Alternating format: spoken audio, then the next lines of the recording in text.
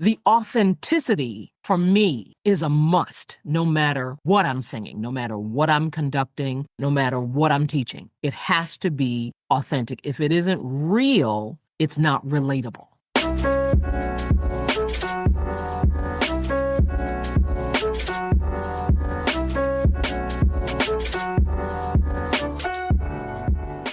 Hey KeyBARDs, I'm Thembi. I'm a theater artist, educator, and tech enthusiast who loves to talk to interesting people about their journeys in arts, education, and technology. And I am your host. On this episode, my guest is Karen Saxon, a powerhouse musician, educator, and community leader who has been shaping young voices and uplifting audiences in Buffalo, New York, and beyond for more than 25 years. She's also the co-founder of Ansari Saxon Productions, a Black woman-owned company that develops high-quality, culturally resonant work that amplifies underrepresented artistic traditions. Now, the other co-founder is, well, I'll give you a hint. KeyBARD Season 1, Episode 6. We covered a lot of ground during this interview, okay? I'm so excited. We explored her experiences as a musical prodigy, what drew her towards being an educator, why authenticity is non-negotiable in her art and in her life. We talked about motherhood, being a wife, her faith, the music that stops her in her tracks. And oh, honey, we talked about so much good stuff, and we only scratched the surface. So let me not hold you a moment longer. Let's get into it. Welcome, Karen Saxon. Thank you so much. I'm happy to be here. Yay. I'm so happy that you're joining me. Okay, we're going to jump in. So you come from a very musical family. So I would like for you to share a moment from your childhood that sparked your excitement about music. Okay, so the moment that sparked my excitement, I remember as a student at the Buffalo Arts and Music School. Donald L. Hilliard, rest his soul, was the artistic director, and he had a deal with our parents that we had to purchase our own tickets to one of the QRS recital series. So that was a recital series that took place at Kleinhans Music Hall. And at that time, Kathleen Battle was one of the recitalists. And I'm like, I want to see her. So I babysat. I did extra tours. I sold candy bars. I did whatever I had to do. And I bought my own ticket to see Kathleen Battle. And I'll never forget it. She was wearing a fuchsia floor-length gown with a white floor-length scarf. And she was so spellbinding that at that moment I knew I want to sing. And that was where I had always been, not always, from the time I was 8 years old, I had been a student of music, but it was that encounter, it was that recital. And I'll never forget her performance of, it's become one of my favorites, Margaret Bond's He's Got the Whole World in His Hands. It got me. I said, nope, this is it. This is what I want to do. That is so powerful. What an image that you painted there for us, just imagining her and all of her grace and poise and talent and beauty. And that you had that representation to see, right? To go, hold on, she looks like me. I can do that. Yes. Absolutely. And because I had seen and heard of other singers. My favorite, and she still is, was Leontine Price. But I had seen her in a recital hall, never saw her live in performance. I grew up, Lord, I'm dating myself.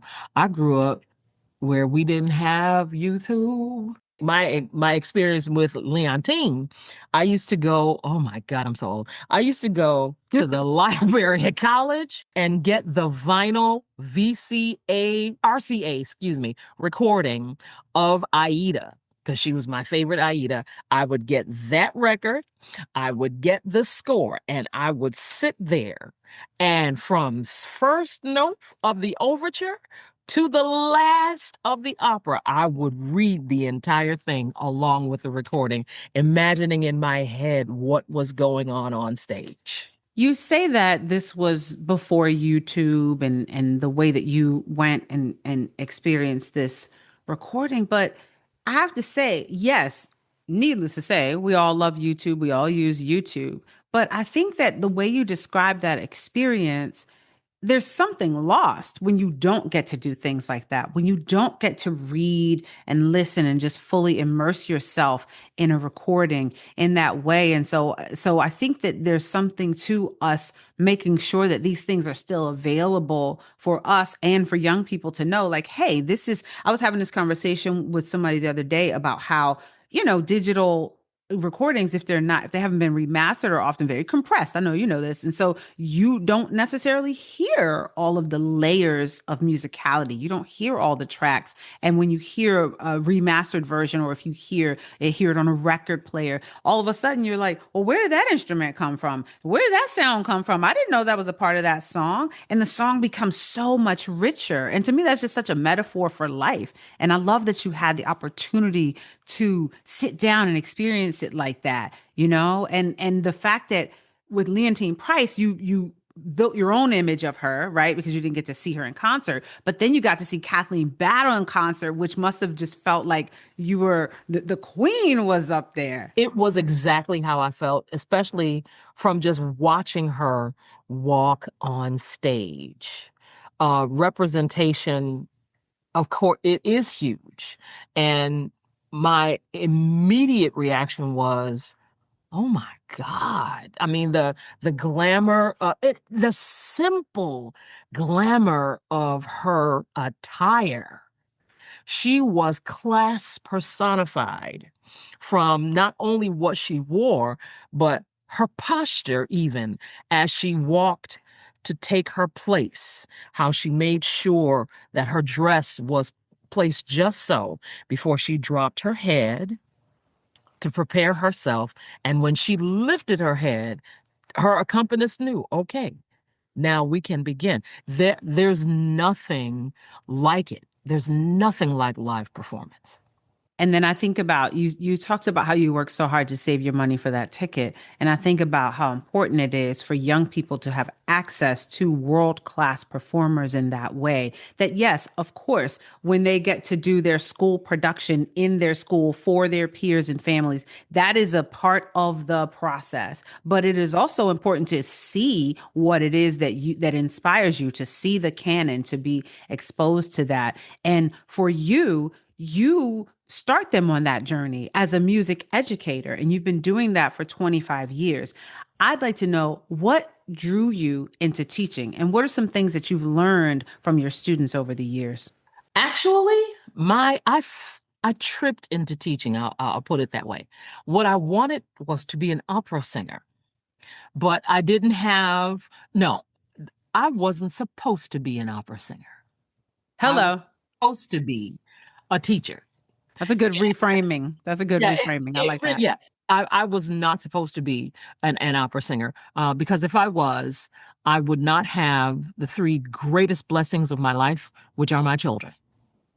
I would not be mother to Natalie, Chrisnell, and Carrington if I were an opera singer, and I wouldn't be wife to Daryl.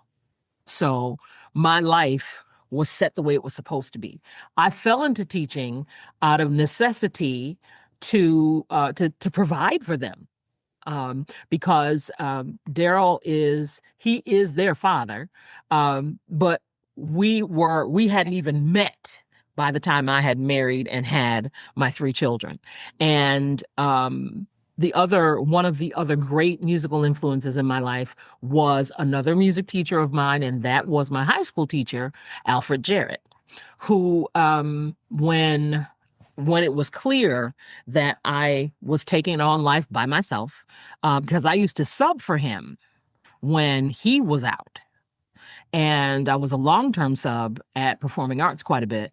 And when he knew that I was starting out my own life, he called, and I could tell that he was trying to feel me out.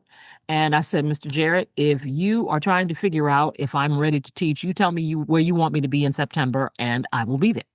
And that was leading up to September of 1999 when I became a music educator. And my first position, and I remember it like it was yesterday, was at, it's closed now, the Follow Through Urban Learning Laboratory, which was at School 8.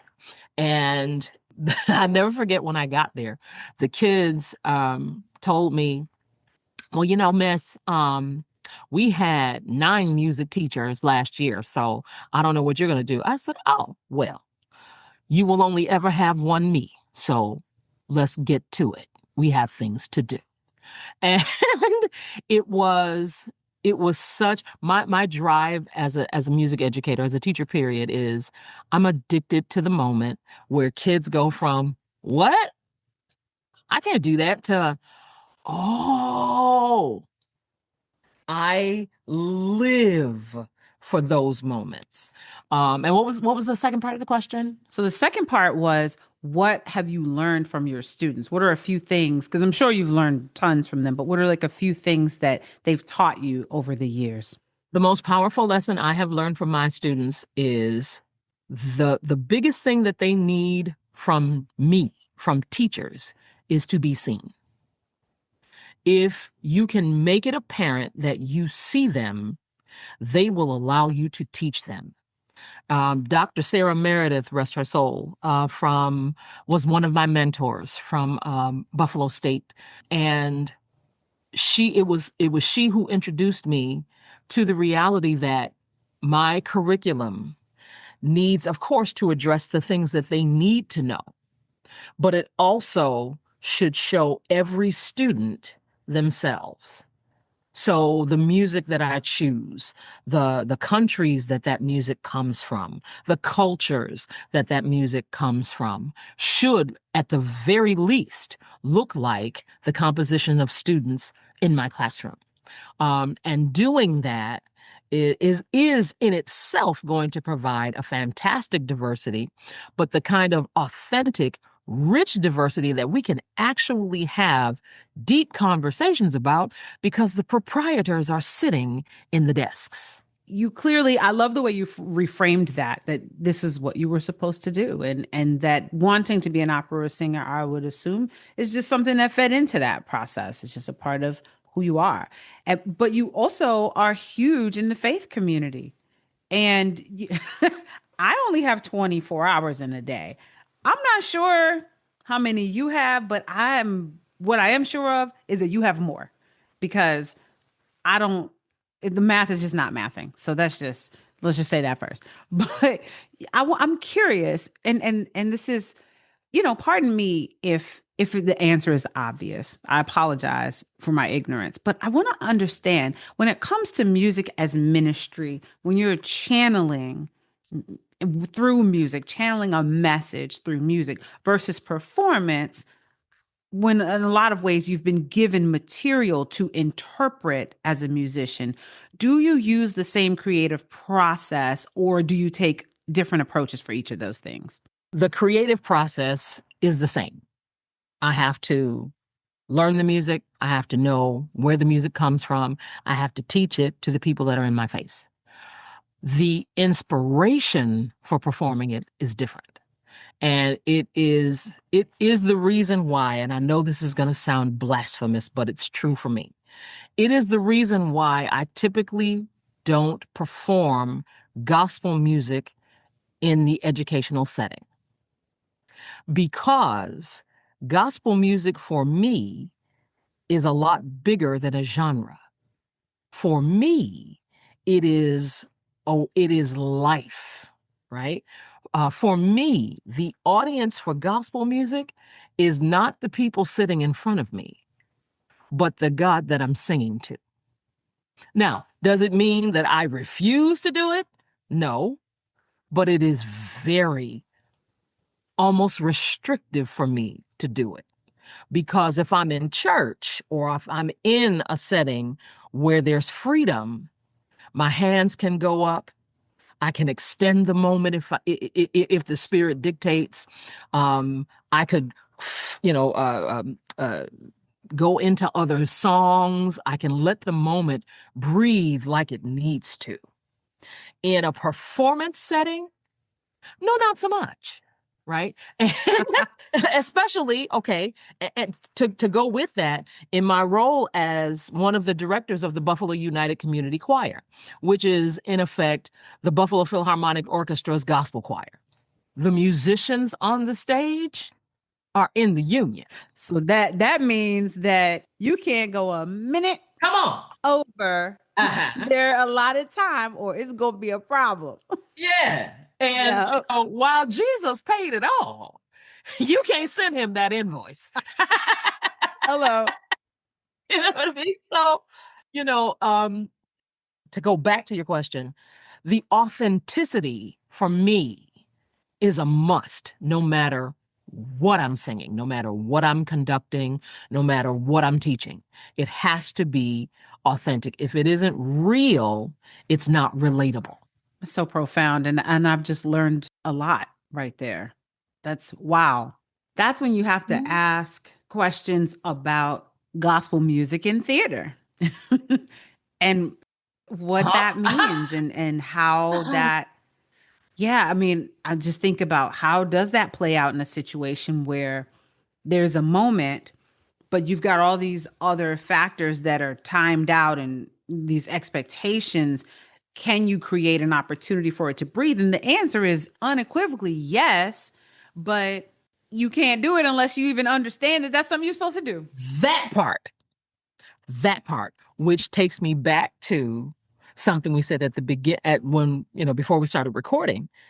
That's where having the right people in the room, in the right places, doing the right things, with who are qualified to do those things and speak to those things is huge. If you've got all of those things, it can happen. That's a word right there. Yeah, that's it. That's it. So you are music personified. So I don't know if this is going to be multiple answers, but is there a song? Is there one song that when you hear it, let's say you don't expect to hear it and it comes from somewhere external, not you playing it, but you hear it and it just stops you in your tracks and causes you just have to be present for that song. Is there a song that represents that for you? There are at least three, and for three very different reasons. The first is a hymn, Great is Thy Faithfulness, because it's my testimony. And I have to pray that I'm not in some place where I can't give it full what it needs. Because, you know, tears start flowing, hands start going up. And, you know, sometimes in certain settings, people don't understand that. And they might want to call assistance for me. So that's one. The other, one of the others is Earth, Wind, and Fire's In the Stone. That introduction, if I could walk around with theme music everywhere I went, when I opened the doors, you'd hear.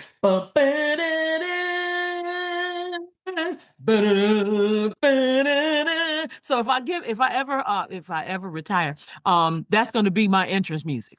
The third one, because I'm a child of the 80s and the 90s, is Belle Biv DeVoe's Poison.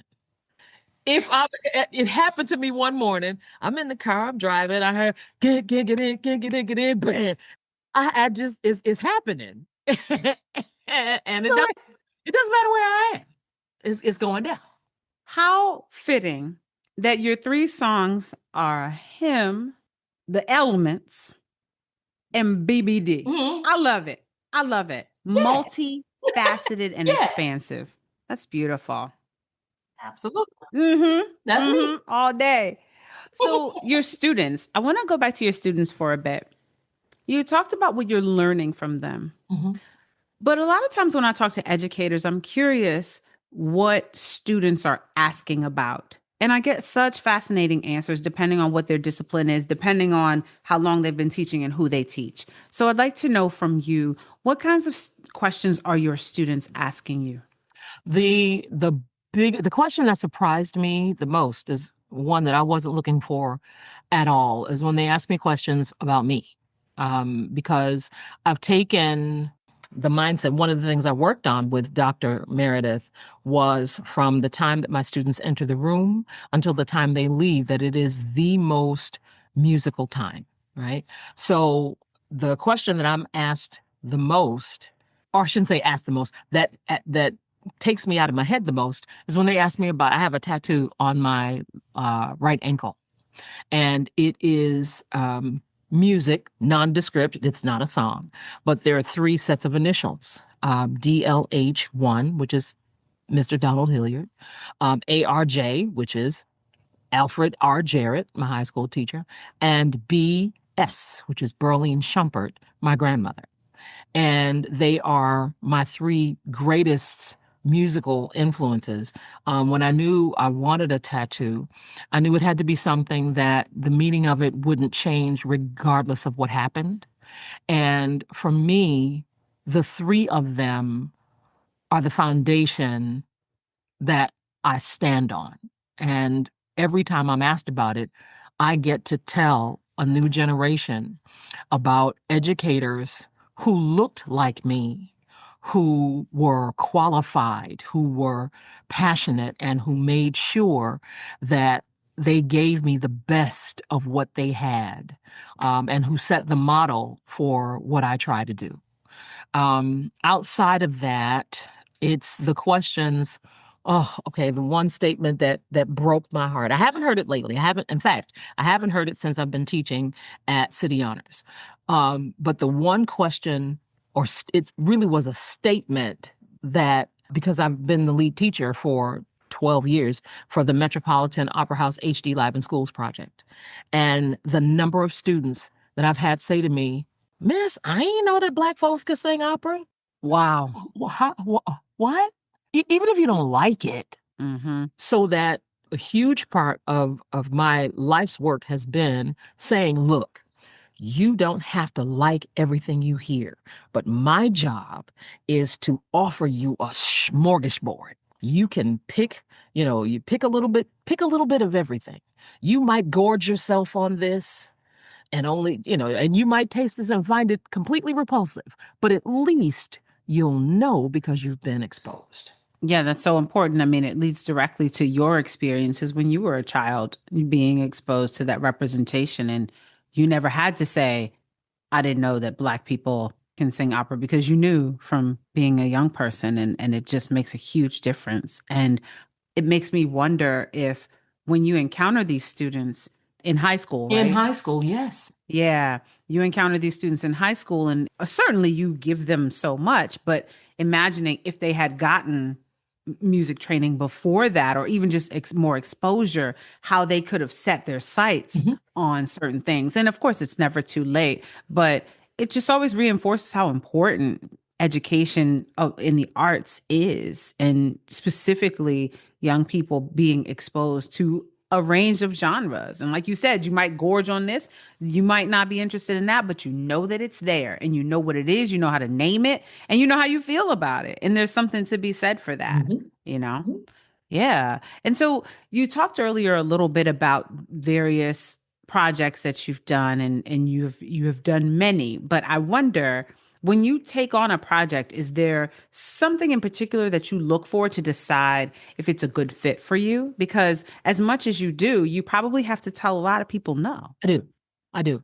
So at the front of it is, what is the musical experience? If we're talking about theater projects, music theater projects, if I know it, if I'm already familiar with the story and the music, then it's a matter of how compelling the music is for me.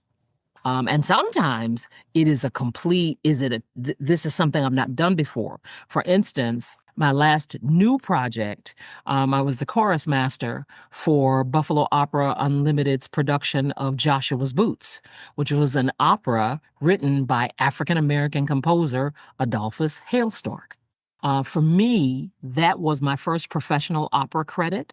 And it was also a piece that I had never heard, didn't know it. And it was like, oh, Yay. Because I always want to keep myself in a position to sharpen my skills. That's whether it's sharpening my playing skills and reading of the music, whether it's sharpening my skills of interpreting the score. And for me, this project was that, especially finding out then that the composer himself was in the house on opening night.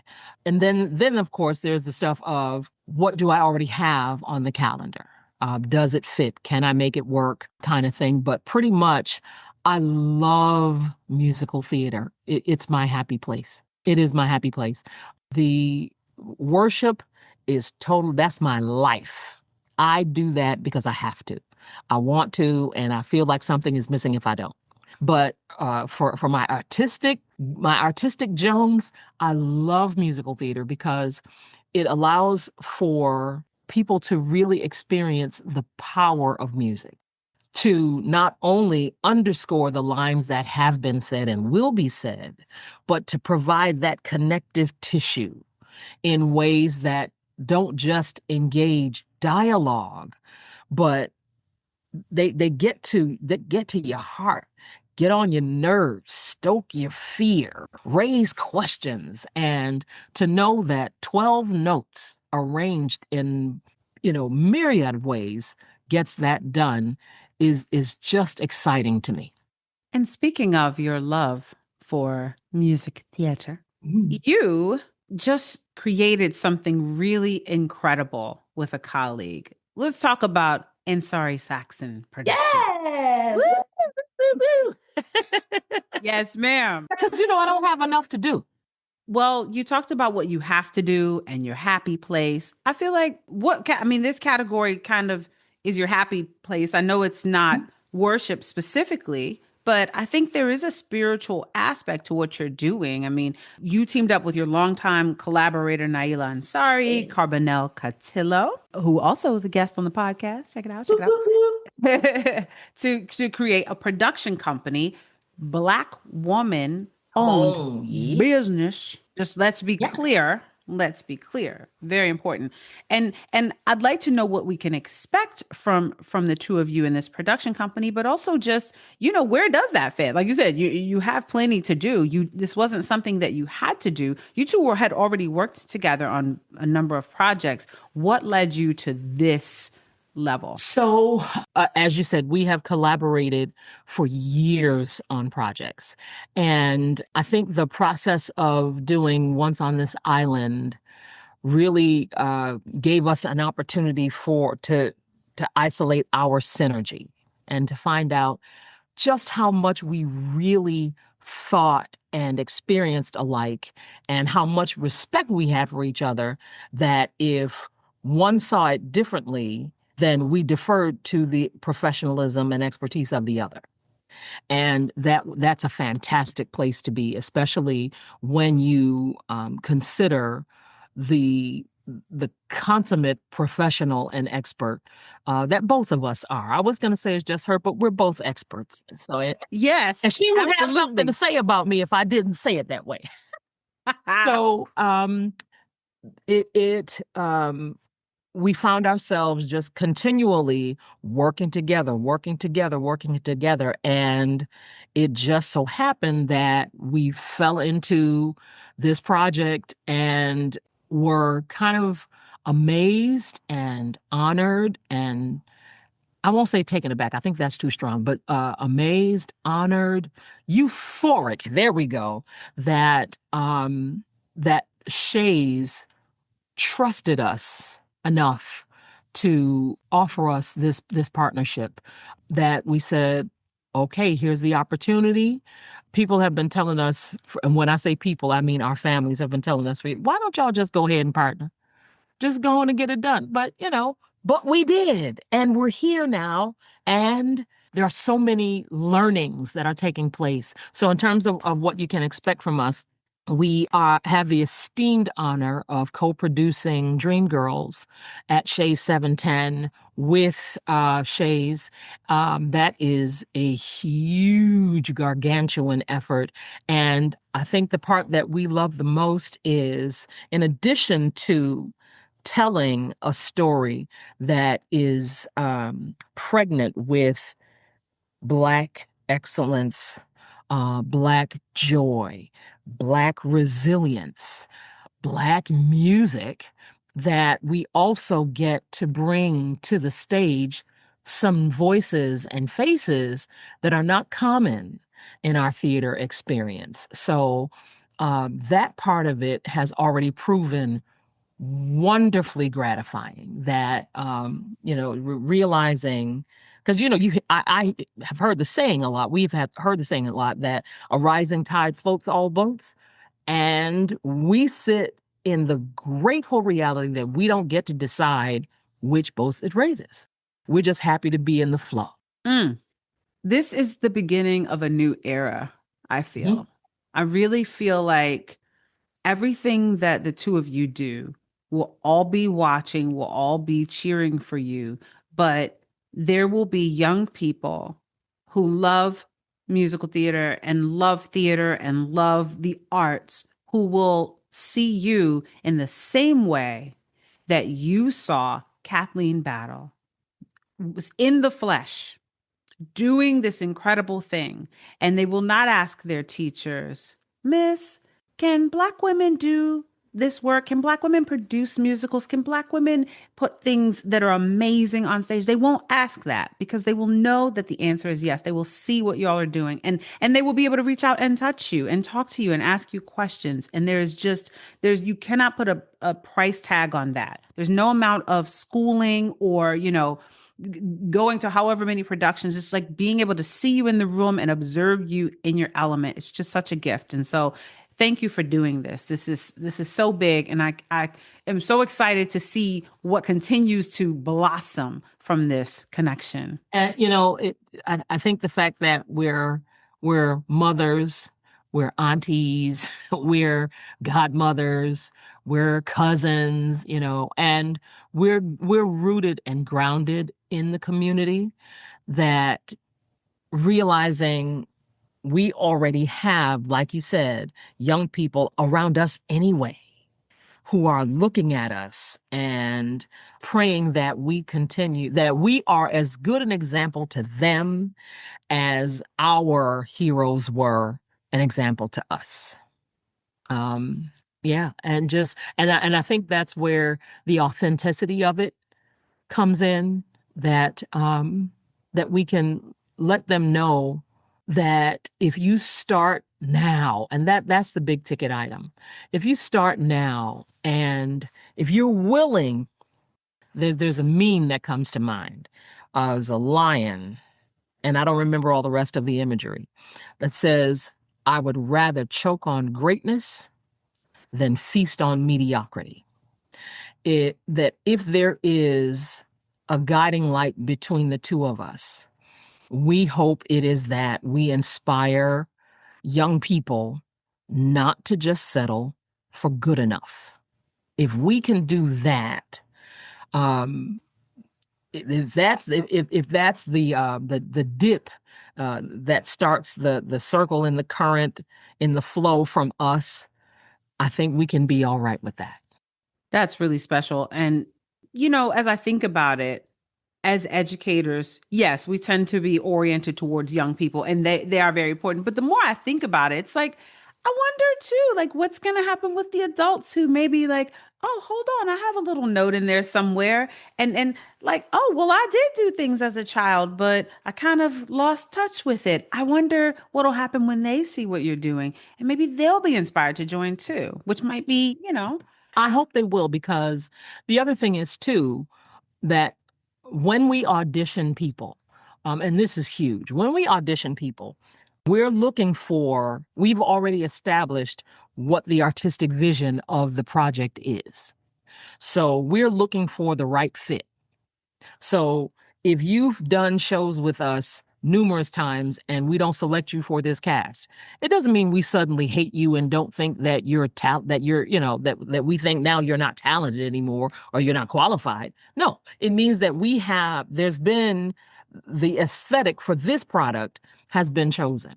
And for people who just know us, because you know how we do. Oh, yeah, that's my home girl. Okay, true. And in the home girl sense, welcome to the audition. If you don't have the skill that's required, you're not going to get cast. And again, it doesn't mean that we're not homegirls. It means that everything that our predecessors taught us is what walks into the room with us. And we owe that level of excellence to even the folks who walk in the room to say, look, we see you, which is why you're here auditioning.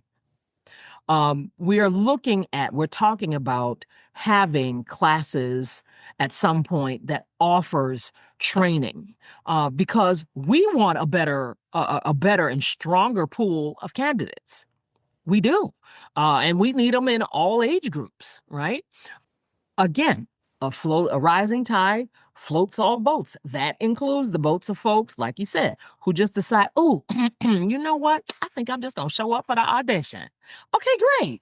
Thank you so much for showing up on that. So, baby, welcome to the room. So glad you here. Here is when the training is, boo-boo titty. Please come to that so that we can put some skill behind it. Because, okay, let's say you can sing like Fantasia. Awesome. Can you act? Can you dance?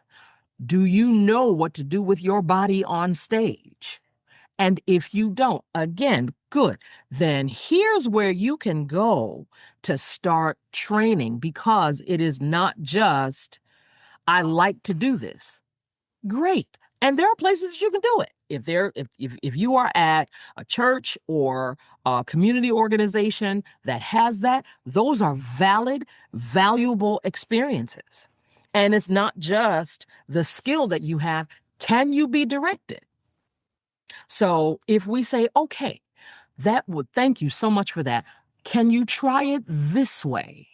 Can you make those adjustments? Because if the talent is there, which is only a small piece of the equation, if the talent is there and you can be directed, depending on where you fall between those two, maybe there's a space for you. Maybe there isn't. But we want to make sure that along with all of the other organizations, because we know we're not the be all end all. We're not. We're joining a strong Buffalo theater community, which is outstanding. We also realize that we are occupying a place that nobody else can occupy because nobody is us but us. Good, bad, or indifferent. That's how it is. And we want to make sure that we contribute to the community responsibly. And I even want to check myself on my own hopes and dreams for this, because we as a society have a way of putting such a weight on Black women in particular when Black women are doing something where it's like, you're going to save us from all of the problems that none of which you created. Well, yeah, there's that. Almost, right? All of which you suffer from. Sure. And are usually on the, the business end of. Sure. But yay, the Black women are here to fix everything. Yay. Yeah. And I think that's where our commitment to our mission statement is key. That we continually go back to creating transformative theater experiences that recreate and represent Black excellence, Black joy, Black resilience. Because if we stick to that, all of that stuff is going to take care of itself. And thank you for saying that, because we have never thought we're going to save the theatrical world. No. No. And you're absolutely right that because, okay, let's say if I wanted to be the next Audra McDonald, number one, I'm too old to get started now, but but how many roles are there? How many roles are there for Black people, period, not just Black women? How? Where are they? So there's a lot of work to be done, and we're committed to just doing our piece of it. Mm. You delivered the commencement speech to the Yay. graduating class of 2025 at the Buffalo State University School of Education. And in that speech, you quoted The Seven Habits of Highly Effective People, a book that your mother shared with you years ago. And you quoted from that book, the main thing about the main thing is to keep the main thing the main thing. So can you tell us, what does that quote mean to you? And why did you choose to share that with the over, what, it was like 1,000, 1,700, Yeah. hundreds and hundreds of graduates in all these areas of education, you speaking to them as an educator, as an alum? What did that mean to you?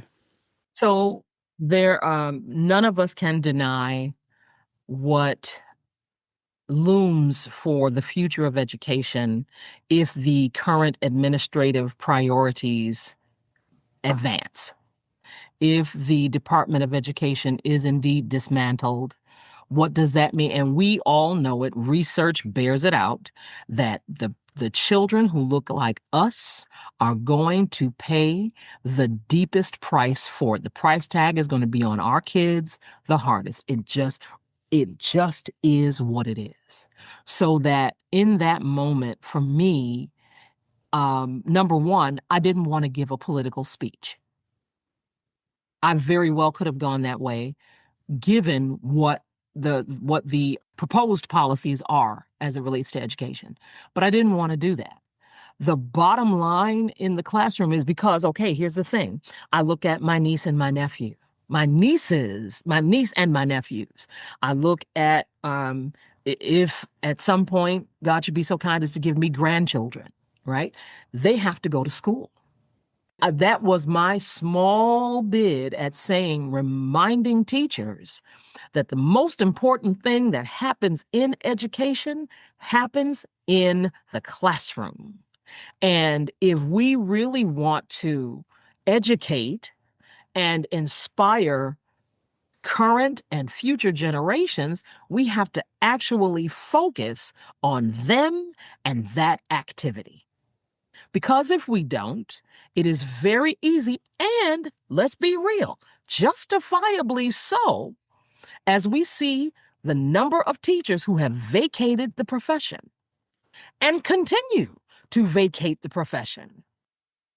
We need teachers who are in the classroom because they want to teach, period.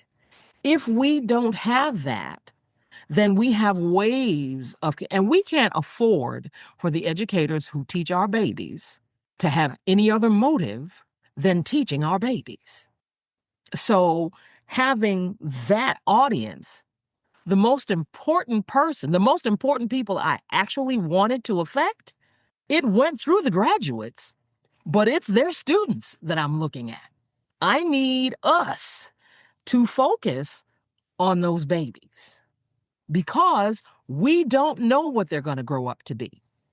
We don't know what nugget we drop, what thing we say, what action we take.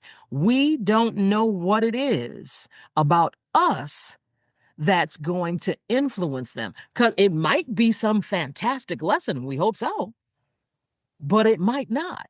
It might be that you know what, you saw me. I will never forget having a student write me a note that said, Mrs. Saxon, you are my first Black teacher. Thank you for making me see that you care about me. And on the one hand, it melted my heart. And on the other hand, it broke my heart. So, and I needed the educators in that room to sit with even all the way up the chasm, even the professional educators in the room, to sit with the reality that you are conditioning human beings. It's a tremendous responsibility. And what adds to it is you okay, for instance, I have 150 students in the high school chorus. Yes, 150. So I am supposed to know all of their names, grade levels. If they have IEPs, I have to know what is in those, so that they have all of their uh, adjustments is not the word. I can't think of it. Supports. Supports, thank you. That they have all of their supports. That if they have pronoun preferences, I have to remember those as well. And this is on top of formulating the lessons, making sure that it's aligned with the curriculum, making sure that that curriculum is rigorous enough that they are learning and engaged. So teachers have, as you said, an awesome responsibility, not only for what we have been trained to do to deliver curriculum, but because, as I said, we are also framing human beings. And then they're looking at you. Absolutely. Because with all of that you say, we also have our identities, right?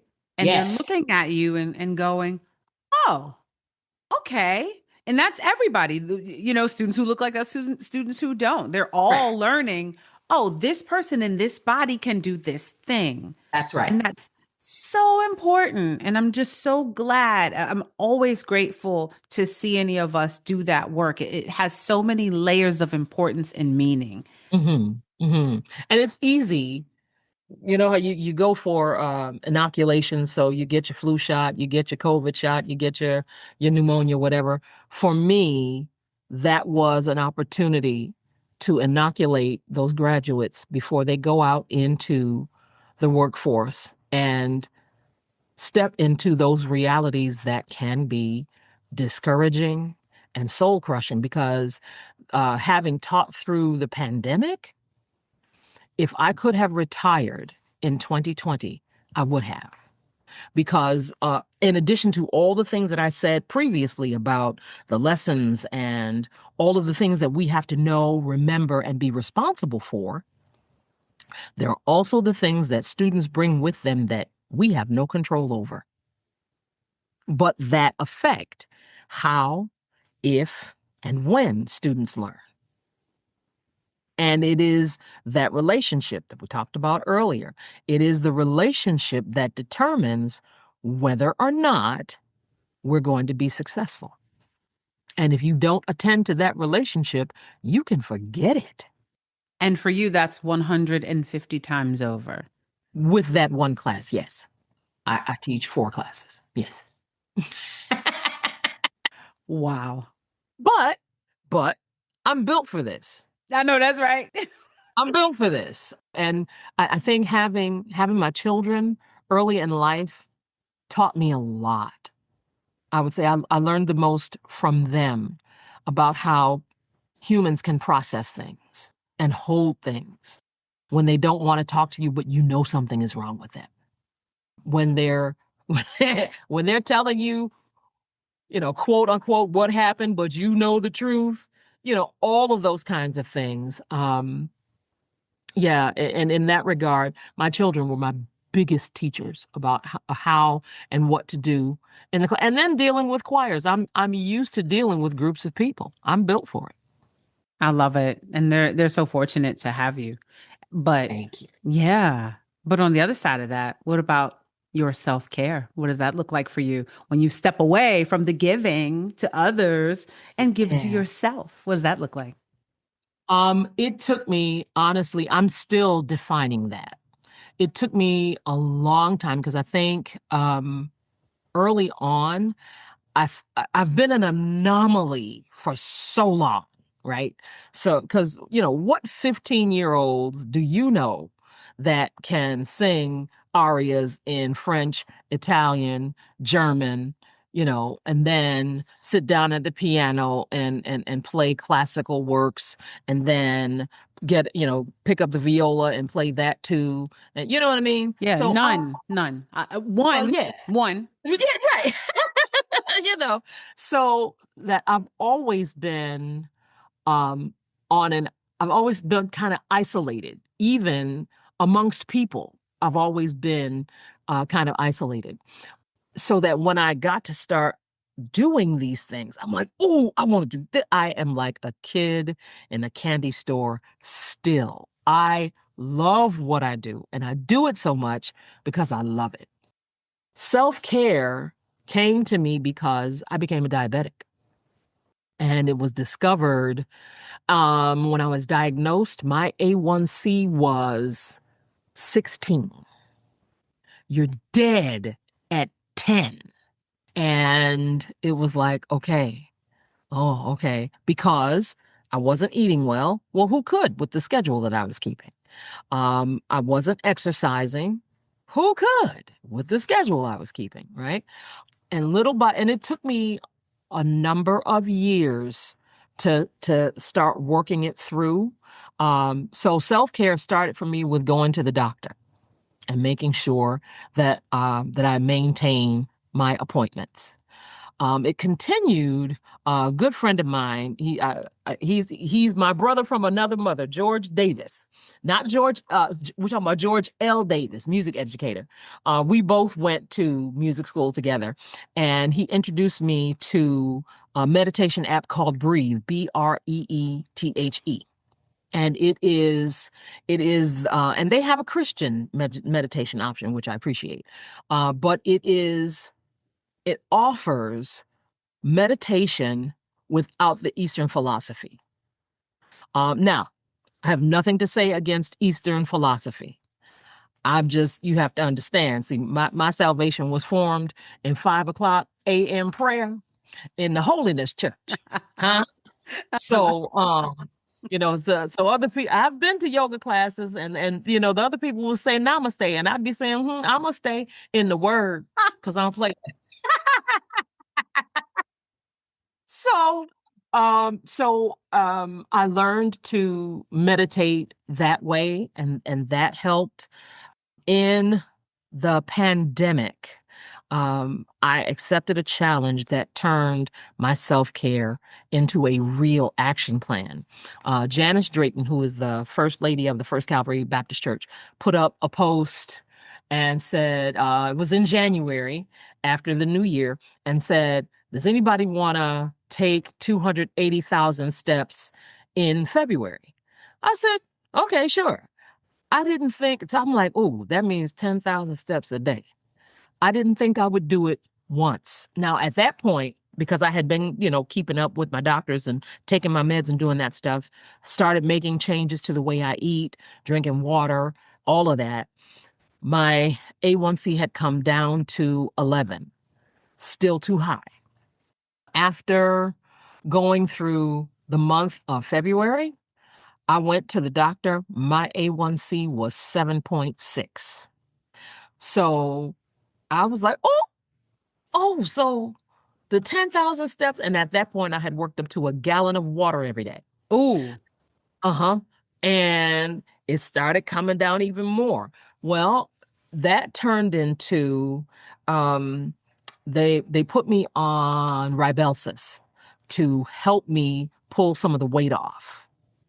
And I want to say my second last appointment, so about 6 months ago, my A1C came down to 5.7. Oh, congratulations. So wait, so does that mean that you officially do not have diabetes? Is that how that works? Like you just don't, or do you have it and it's just that do you never not have it? I have it, and it is under tight control. Okay. My goal, and I'm just believing it's possible. I don't know that it is impossible, but I'm believing that it is possible, and I'm working toward it. I would love to be able to reduce or come off the meds altogether. So I'm looking at so the other thing is I'm very real about where I am in my body. And I'm not getting younger, I'm getting older. So I want to make sure that that I can take care of myself as long as I can.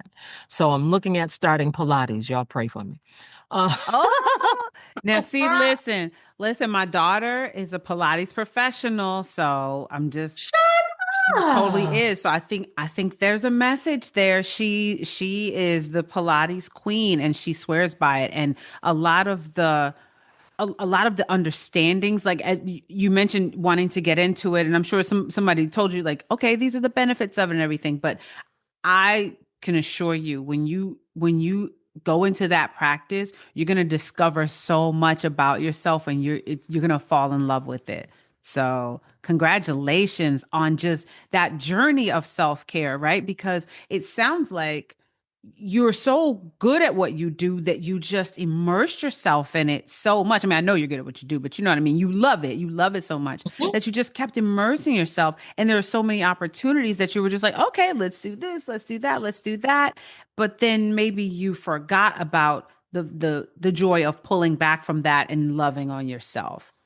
I did. Hmm. And that after stopping my husband from doing that precise thing.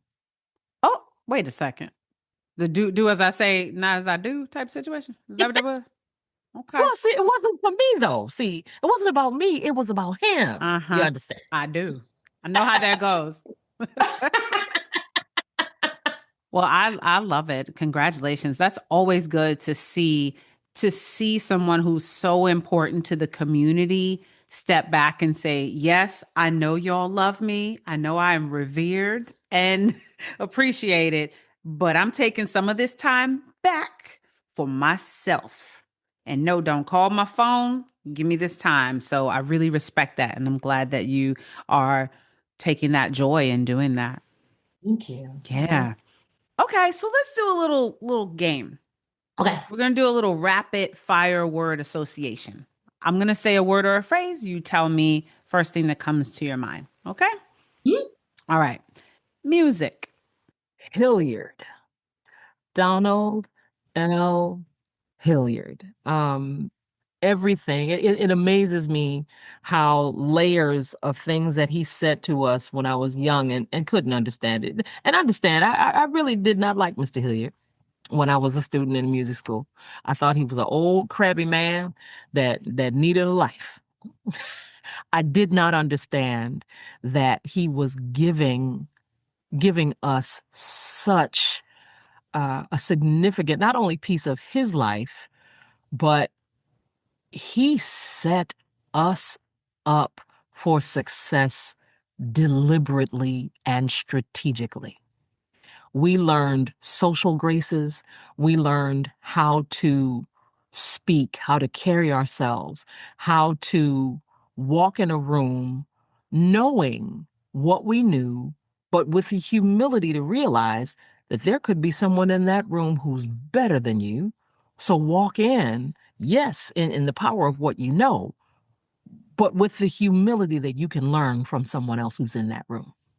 The skill set that we learned from him are undeniable and remain with me to this day. I largely still run my classroom based on what I learned as a student of Donald Hilliard. So he opened the door to music for me. The Hilliard method is what you Yeah. practice. Well, no, I can't. Well, I can't practice it in full because you get fired for telling kids the truth now. Uh-oh. That's right. So You you have said to be. you thought he was crabby because he was telling Yeah, y'all the you real have to deal. be esoteric with your language when you speak to the young people of today. Yes, yes. We don't want to hurt their Mhm. fifis. No, They're we very can't hurt their sensitive. feelings. They would not survive. Donald Hilliard, trust me. His one of his taglines was, "Whosoever will, let him come, but only the strong will survive." And he meant that thing. I know that's right. And I guess what happens from that is that folks who can't hack it have to go and sit down somewhere and Exactly. the cream rises. That's exactly what happens. Indeed. I don't know if that's the worst thing in some cases. I don't think it is Sometimes either. I don't know, Okay, let me try another word. Okay. Legacy. Berlin Schumpert. So I talk about Hilliard a lot because the formal training comes from him. My grandmother is my boo.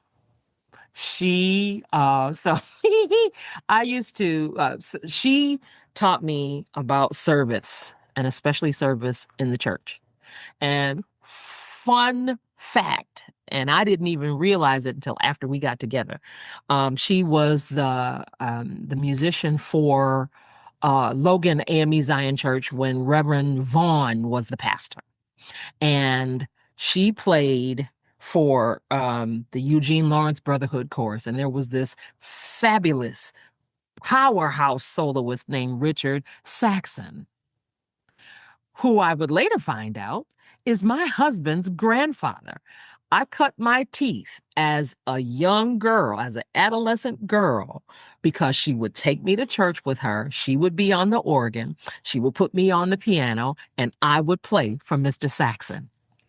That is a level of just destiny and divine order Uh-huh. that you cannot deny. Uh-huh. And Wow. and because she loved and gave her best to my mother, I grew up in a house with the baddest musician on the Eastern Seaboard. So I am Berlin Shumpert's legacy. Michelle Thomas, who is my mom, is Berlin Shumpert's legacy. So at this point, that's what legacy means to me. Berlin Shumpert is legacy to me. Mm, mm, mm, mm. It's like it's in your DNA. Yes, the nurture aspect was there because they raised you in it, but it's in your blood. It is, for sure. Mm, okay. Buffalo. Opportunity. There is such opportunity in Buffalo. Um, the amount of calls that I get to work on projects, and it's a blessing, and I'm grateful, and I'm honored that a lot of the projects that I've worked on recently, I didn't go looking for them. People came looking for me. And I know that I am not the only one that this is happening for. That's why I say opportunity. And then one of the things that really excites me, because I don't tell everybody this, and we have to keep this between us. I'm nosy, right? So that is my impetus for scrolling Facebook. I want to know what y'all doing out there, and to see so many uh brilliant Black folks doing so many different things, and even not Black folks, to see so much art, so many different, there's operas and musicals and plays and clubs and conferences, and I mean people are taking agency and getting it done, and I love to see it. There is such opportunity here. If you want to do whatever it is you want to do, people are doing it, and I'm loving it. Faith. Life. Faith is life to me. The part that for all of my work in the church, my work in the church is my commitment to God that I will never forget that He gave me the talent. And then He put me in a situation to get the skill to undergird and sustain that talent. And I know He did it because my parents didn't pay for a dime of it. I went to Buffalo Arts and Music School for free. I learned to play piano, viola, recorder, violin, learned how to do music theory, learned how to accompany, learned how to sing in French, Italian, German, Hebrew for free. All of that was a gift to me. So that my gift to Him is I will serve in your house, period. Um, don't tell nobody, because people don't want to have these conversations. I really the And that's without respect to what I'm paid. That is without respect to, certain titles and all that. For me, my service in the church is my commitment to serve the one who gave me everything I have, so that, and then to my meditation time has morphed. My meditation time at this point is my time of getting up early for prayer, scripture reading, and journaling. And I never thought I would journal. In fact, I can't just like start writing. Because my mind pings all over the place. And I'll start off writing about this in this sentence, and then in the next paragraph, or even in the same paragraph, I flip subjects like, wait, what? So I subscribe to the Try It Again with Monique. Monique Davis is George Davis's wife, and she has a absolutely incredible Bible journal series. So every day there are 2 or 3 chapters, and then there are 2 questions. And that's perfect for me because I can answer the questions and move on. So yeah, for me, faith is life. I'm nothing without it. I love that when you decide to do something, you find a way to make it work. You don't just say, oh, well, I can't do it that way. So I'm just, I'm just going to put it off. I'm just not going to do it. You're like, okay, this is what I require. Let me put that in place so that I can be successful. It's so important. And it's what keeps me from overscheduling. I do a lot, How about that? Yeah. but that time for me is not negotiable, because the other thing is, if I don't have time for me, I also don't have time for the one who gave me my last name. And Mm. marriages require time. He has to have his, and if I don't have time for me, I don't have time for him, and that's not happening. Mm-hmm. Mm-hmm. So that even my faith is part of self-care. My Mm. time to, and Pastor Staples said it this way, to be still and center down. It's where I get to distill what's important, what needs to move, where have I dropped the ball? Who do I need to call and say, "Ooh, I'm so sorry, I shouldn't have said that." You know? Mm-hmm. Because I mean, I can't speak for anybody else's experience, but I've had the experience of, don't you open your mouth, hush. Yeah. You know, Yeah. so yeah, faith is life for me. You make me think about reflection too, right? I think those of us who give a lot, do a lot. You talked about being a lifelong learner. Well, a part of that time certainly must be for you to reflect on what you're learning, for you to, like, when you say you sort of settle in and sit down, that you're asking yourself, okay, well, how am I growing? How am I developing? What kinds of challenges can I set up for myself? What kinds of new ideas are coming in my mind? So I think that's important that you're making sure you set that time up, and you said it's non-negotiable. So, Right. And those are the questions that I ask more now, as I'm looking at more years behind me than I am in front of me. If the Lord lets me see it, I'm not far from retiring. But what does my retirement look like? And mm, how am I physically fit for it? How much of my time is going to be directed, and in which direction? And I'm big on frameworks. I need frameworks. It was something I discovered about myself in going to school for my master's degree. Frameworks are my summer jam. I have to have them. They help me organize everything: my thoughts, my feelings, my activity, and even my reflections, so that all of that is part of where my life is going, and do I have a picture of what I want it to be? And then there's not only my reflection, there's another person involved in everything I'm doing. So there is, okay, babe, this is what I'm thinking.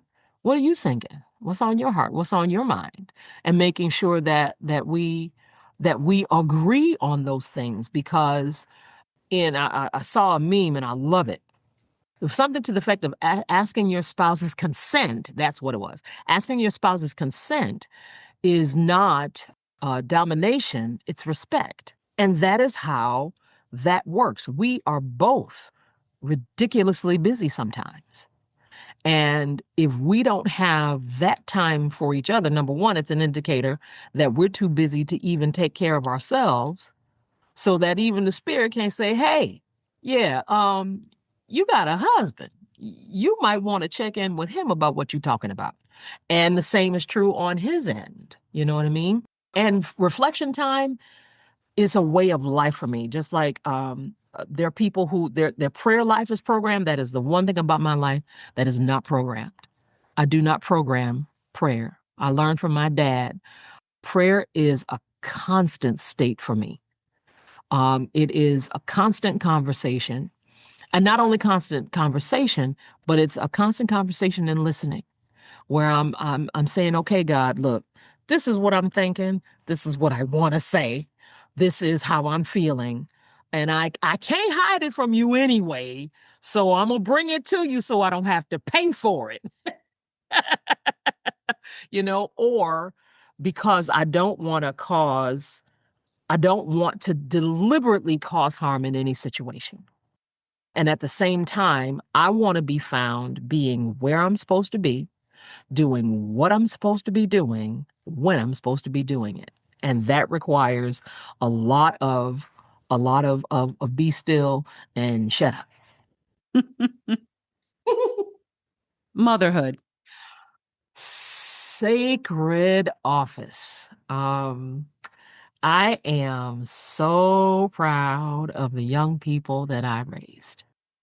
When I became a single mother, the most important thing in my life was raising them. And I used to say it all the time, I can mess up a lot of things. And, I'm human, so that's bound to happen. The one thing that I prioritized my children over myself. And they actually, just by sheer being, forced me to be the best version of myself, because I wanted to be an example that they could look up to. So it governed who came to my house, who didn't come to my house. One thing that I held from my grandmother, they didn't do all that spending the night. Don't even ask me, because no, you ain't going, and no, they ain't coming. Mm-mm. Motherhood it's a sacred trust to me. It always has been. Motherhood is that's what it is for me. Motherhood is a sacred office, because on a much more granular level, you're forming human beings. You help form and inform how they see, interpret, and engage the world. Yeah, so that's what motherhood is to me. It's sacred. Theater. Theater. Theater is the world to me. And I don't mean in the sense that it's my world. It's an opportunity to either show someone a portion of your world, or for you to see a portion of someone else's world. For me, theater is, I'm thinking about now an article that I became, one of the educators at the Met's Educators Conference introduced me to, called Mirrors, Sliding Glass Doors. I'm getting it wrong. I'm getting the order wrong.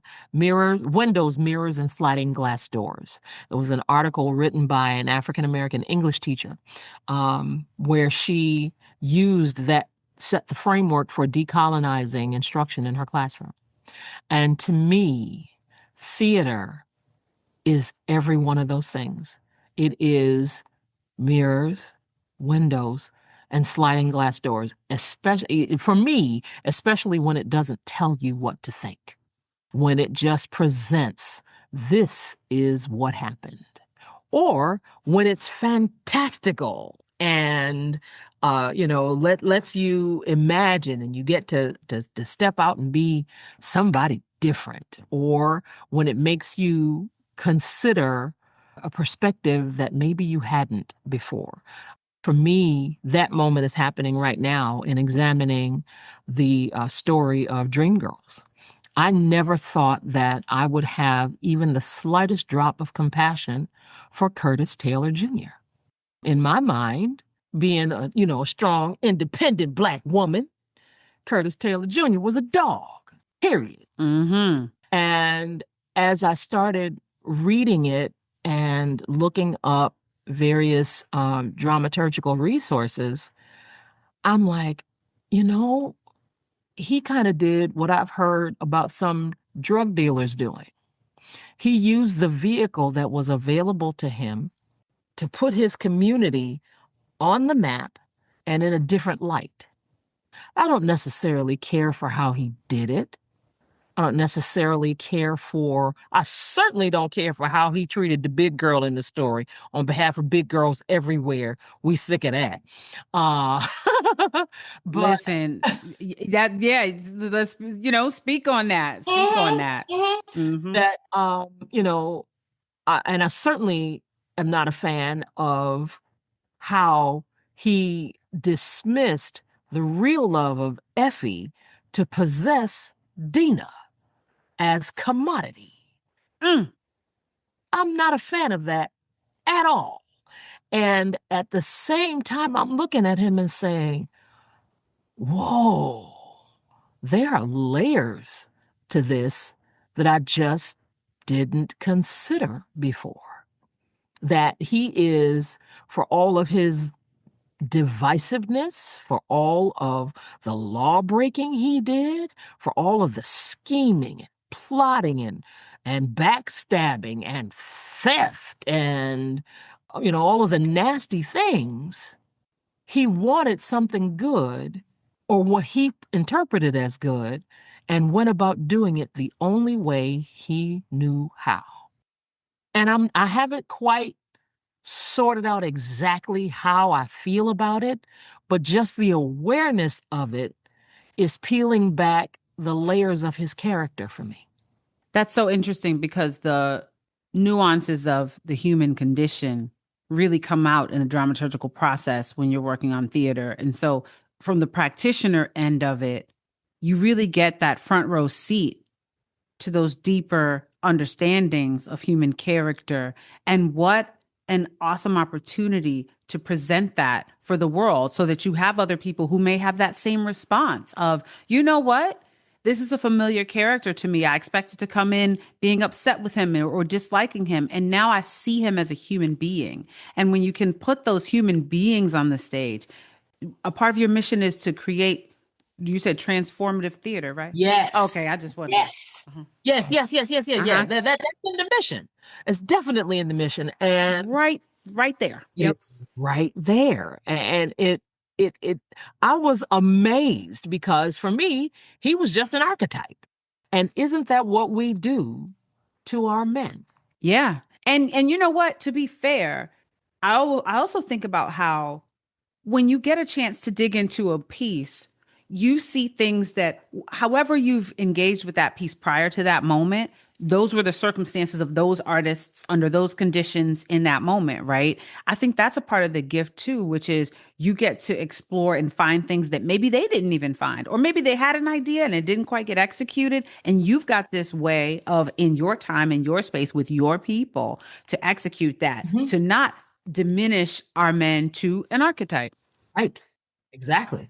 And I'll give you another. And I have Victoria Perez Majolo to thank for this one. Effie is not a victim Mm. because I'm a fluffy girl who has had my share of being mistreated and discarded and disrespected. So in my head, Effie was a victim. because look at what he did to her. Shame on him. And then, again, upon examining it, yeah, we know that she came back. But look at what she had to bring with her to the comeback story. She had his child and raised that baby. Went through all, and you know that they're especially, which brings in another thing that we don't discuss. Can you imagine the mental health struggles that she had behind that? Right. Can you imagine the self-doubt? Can you imagine, all of the things that go with raising children, period? But then to doing it by yourself with no other skill than singing, unable to sustain employment, all of that, to find her way back to saying, you know what? I'm going to try this differently. I'm going to turn this page and I'm going to reinvent myself. The gargantuan amount of resolve and hope and resilience that it takes to go through the nose, because it wasn't, oh, okay, Effie is back. It was, oh, Lord, here she comes. Yeah, that's true. That's You know true. what I mean? It wasn't like she had the door opened and the roses were at her feet. Yeah. Mm-mm. No. And she had to prove that she would show up and do the work. And applause to Marty for being the one to hold her feet, to love her enough to tell her the truth. And then for her to take that truth and say, you know what? I get it. Okay, let's go. Effie's not a victim. She just developed late. And when she did, she flipped it and got all her stuff back. What? Oh, mother's not a victim. It took her a minute to find and embrace her power. Because we don't get to decide when we come to that realization, right? That understanding of our power. No, we don't. Not only do we not get to decide when it happens, we also don't know the circumstance that's going to put us there. Which brings me to the final word, freedom. Decision. Sometimes your freedom is one decision away. Sometimes your freedom is one decision away. Sometimes it is the decision to leave this situation. Sometimes it's being able to decide. There is freedom in being able to decide, to make those decisions. And once you do, to commit to them or to adjust if that's what's necessary. To be the one making the decisions is freedom. And that's at every level, whether that is you for your own life, like I had to do with my self-care, like everybody has to do with their self-care. That is freedom. The freedom to say, yeah, I'd like to do that. Or, no, that's not quite right for me. Or, you know what? I thought this was going to work, but no, I think I need to step aside. Decision is freedom to me at this point. Woo! Making a necklace. I'm making a necklace out of all these jewels that you're dropping. Woo! That was a fun game. Yeah. Thank you for playing with me. I like that. You were wow. You brought so much profound wisdom. So you talked a little bit about we talked about various aspects of the Dream Girls project. My final question is, what's next for you? And that doesn't necessarily have to be Dream Girls, and that I'm interested in what are you excited about? And that could be rest, that could be vacation, that could be time with your husband, time with your family. What are you excited about that's coming next? I honestly am excited about all of the above. I am excited about a little bit of downtime, because we do need a vacation and we're going to take one. When? I don't know, but it's going to happen. I'm excited about My next year at Buffalo State, the students that are in my studio now, 4 of them I still retain from starting them as freshmen. And it is a huge joy for me to watch those voices and those musicians develop. So I'm super excited about that. Of course, I'm excited about Dream Girls, but I'm also excited about what's next for Ansari Saxon Productions. Can I say concretely what that is? No, because we're building it as we ride it. I'm excited about what our existence means for Black theater in Buffalo. I am. I'd be lying if I didn't say it. I'm excited for what our existence means for Black theater in Buffalo, that we get to add to the canon of theater, that we get to add to the organizations offering Black theater, that we get to add the touch that only we can add to theater in Buffalo. I'm wonderfully excited about that. I'm excited about my involvement with the Buffalo United Community Choir. It is it is the one of the best things in the world to me to be one of the directors of the BPO Gospel Choir. I mean, come on, who does that? That's great. I'm excited for what's next for me in music ministry. I don't know what that is. I don't. And I think one of the things that friends sometimes chide me about is, people have vision boards and they write their goals, and I live in the flow. All I want is to be ready when the next thing comes. I want to be ready for it. I want to be ready for it technically. I want to be ready for it in terms of health and stamina. Um, I want to be ready for whatever is next in the flow. I am excited about some alone time with my husband because both of us have been incredibly busy. And I love being married to my best friend. Daryl Saxon is my best friend, and he is the president and CEO of my fan club. And it's our support of each other is what allows us both to do the things that we do. So some time where we can just be together and not be an undertaker and not be a musician and not be a director and not be a teacher and not be anything other than Daryl and Karen, I think is restorative time that we both need. So I'm excited. I'm excited about that.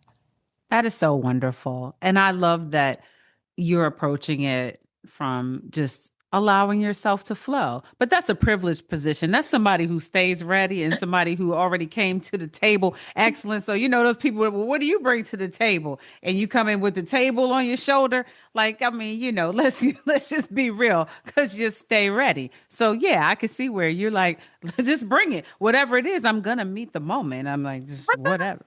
Well, because I will say this, I will say Uh-huh. this, and to encourage everybody who's working and grinding, here's the beautiful part about that. I know everything that I need to know, and everything that I don't know, I know somebody who knows it. Yes. So That's it. That's it. So if it comes to an acting question, Thembi, what you doing right now? Yeah, what's up? I got a question for you. Oh, okay. Yeah, Because go ahead. here's what Ask I'm away. thinking about. This is what I think that scene means. Is that what it means? You know what I mean? And I think Yep. there's so much. I don't ever want to not be a student of it. I think, and that's whatever it is. The minute I feel like I have mastered it, I've closed the door on learning it because there's nothing else that I can learn. And that is just not the way this works. It doesn't become fun anymore. It doesn't give me the butterflies. It doesn't, make me excited for the next thing because I feel like, oh yeah, I'm done. I never feel that way. And I love it. Karen Saxon, ladies and gentlemen. The incredible, the award-winning, the prodigy turned incredible educator and artist that we know and love. Thank you so much for taking this time to talk to me. Thank you. I can't tell you how much I have enjoyed this. I have enjoyed this so much. Thank you so much for having me. And I celebrate the magic that is you and what you're doing for our community as well. And thank you for highlighting our stories, because enough of us don't talk about us. Thank you for saying that. I really appreciate that. It's so important to me. I'm privileged to know such amazing people, and I just want to make sure I'm capturing as many conversations as I can so that these conversations can live on beyond us and folks know that this happened. We're real from our own words, our own mouths. Yeah. Can't nobody say what we did or didn't do because we telling y'all right now. That's it. Facts. Thank you. Till next time. KeyBARD is produced, directed, and hosted by Thembi Duncan. Theme music produced by Psycho Sid. If you enjoyed the show, please subscribe, follow, leave a review, or give us a 5-star rating. Your support helps the show reach more listeners, and it means the world to me. Thank you for listening.